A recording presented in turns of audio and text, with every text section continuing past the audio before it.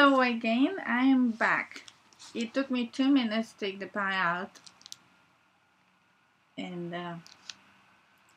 start again. Here I am. We are reading a book in Business for Yourself by Bruce Williams, chapter Getting Started, and it is today about important considerations, renting versus owning. Let's see where we finished 2 minutes ago. Here it is. Continuing. For example, if you go to a bank to borrow money for some purchase, let's say for replenishing inventory, the bank may say that you appear to be fairly deeply in hock already and that you cannot afford to get any deeper. Therefore, the bank may turn down your loan request or charge you a higher interest rate. If you bid for any work that requires a performance bond, the bonding company may take a similar attitude. It may feel that you are carrying too many liabilities to bond you, or it may want to charge you a higher premium. A performance bond is put up by an outside company as a guarantee that you will perform the work, or the company will pay for any losses involved in your failure to perform it. Okay. A third party. So, on the other hand, your rental costs don't create such situations for you. Let's see. In some businesses, you don't have the choice of owning versus renting. In large malls, for example, owning is out of the question. A few condominium malls are in operation, but they are rare, and malls, which are so important to the retailing of our time, are almost totally a rental environment. If you want to set up a nut shop in one of those freestanding kiosks in the mall, you have to rent. You cannot own it. Well, there are different options now. If you want to own something in the mall, we can talk about when we finish the whole book. Maybe it's somewhere there, but probably not, It's a different level. Oh, not this book. It will be another book about it. If you have some book that you would like me to read you, I will read it to you. I'll talk about it, see how I understand it. I would like to know from you how you understand it. Okay. On the other hand, owning has its advantages too. One of them is the opportunity to depreciate. I'm not going all that deeply into the subject, since depreciation laws and IRS rules keep changing all the time. All the time, remember? In effect, there are two ways of depreciating, straight line or accelerated. And the way you depreciate should be chosen after consulting with a knowledgeable accountant who can advise you as to which is more to your advantage. Okay, a second tax advantage in owning is that any interest you pay to the bank, or for that matter to any mortgage holder for your mortgage, is tax deductible. Okay. An additional advantage in an inflationary economy such as ours has been, and judging from the budget deficit of the period will probably continue to be, property tends to keep pace.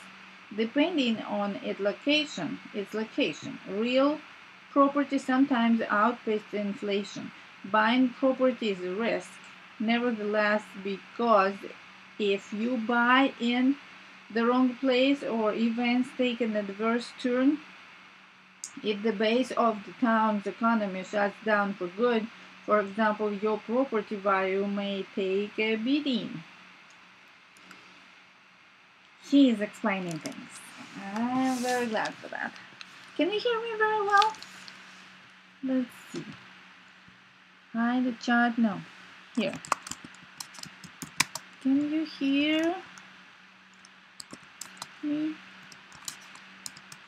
very well? Okay. Personally, I like to own the ground under my feet. On several occasions, however, I have rented property, started a business there, and subsequently purchased the property. I rented with an option to buy, which cost a little more but hedges your bet. If the site turns out to be wrong, you can pack up and leave without complications. When you're renting. Okay, the next chapter is not the chapter, the paragraph, locating your business. Okay, locating your business. Let's read the paragraph called Locating Your Business in the book In Business for Yourself by Bruce Williams. And please do not hesitate to subscribe to my channel. Let me know how do you like this book or not. Or maybe you can find it somewhere and read it by yourself. Okay, let's try to read a little more. Locating your business. If you're starting up a new business, where to put it? Remember that high visibility, a first floor location in an attractive and busy commercial area is going to cost more money. Is this high visibility necessary? If you are a retailer selling to the public, it actually helps. Your location is a form of advertising. They may not be interested in selling their gold chains today, but if they walk past a store that bears a sign, "We buy gold chains," often enough, they may think of your place when the question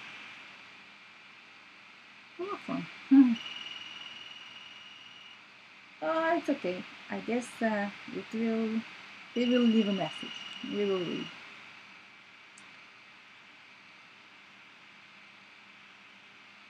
Okay. Often enough. Okay. Where did we stop? They may not be interested in selling their gold chains today, but if they walk past a store that bears a sign, "We buy gold chains," often enough they may think of your place when the question of selling comes up. On the other hand, if you're selling pocketbook liners, you are not dealing with the public, but with the trade. The trade will find you. You don't have to be in a high-rent district.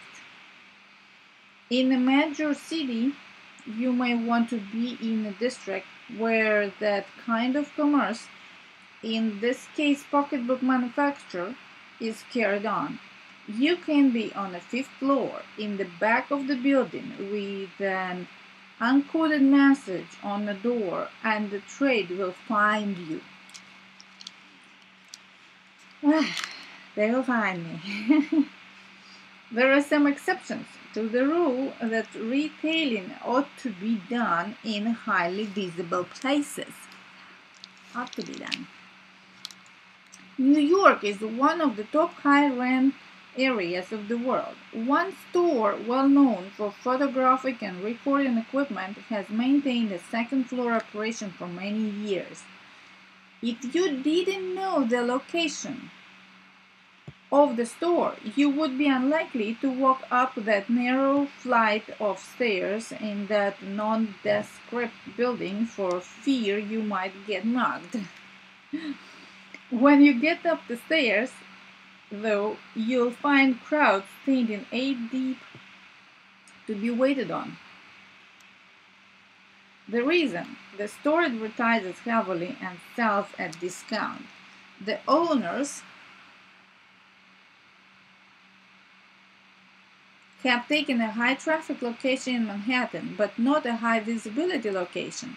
If the store were moved down to the first floor, its rent would probably quadruple. The owners have made a business decision to price low and advertise heavily rather than pay high rents, and it has worked for this store for a long time, so successfully that the company has opened a second store in a similar location on 1 block away. You see? You have to think about the location and visibility.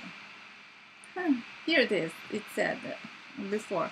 Remember that high visibility, a first floor location in an attractive and busy commercial area is going to cost more money. So you maybe don't need a high visibility. You can advertise where the high visibility is and have a place not in a high visibility area. Okay, some businesses are indifferent about walk-in business or want to discourage it. A highly specialized consulting firm has no need to be accessible to the public. Some insurance brokers never see clients in their offices, but always go to them. A company that deals exclusively in door-to-door selling needs no high-rent district location. If you're gonna have an insurance company, you most probably will go to your customer, not the customer will go to you.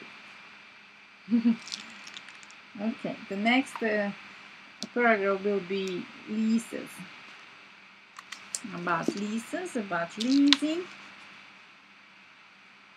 And after that there is about purchasing an established business.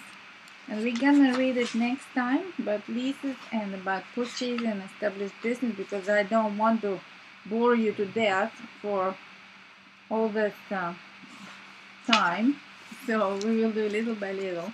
And now I'm going to go and eat my charlotka with coconut that I made, and I'll tell you next time when I read it how good that was. And I'm going also to have something to drink with that, and some slideshow of some American Samoa. So it's gonna be interesting. I'm looking forward to meeting with you tomorrow or next time when we meet, maybe after my charlotte and I finish it. So you remember we read about locating your business was in the end, high visibility or not, far away or close. Do they have to see your business or they have to see just your advertising, the clients? And we also read about renting versus owning, and renting versus owning, what is better for you? If you're real estate or beer sales, what do you have? What is better for you, to rent your real estate or to own your equipment? Still think about it. And I will be glad to know more about you. So please don't hesitate to subscribe to my channel and write to me next time in a live chat or some comments. I will be glad to read it and know more about you and learn more in this life. Thank you very much for coming.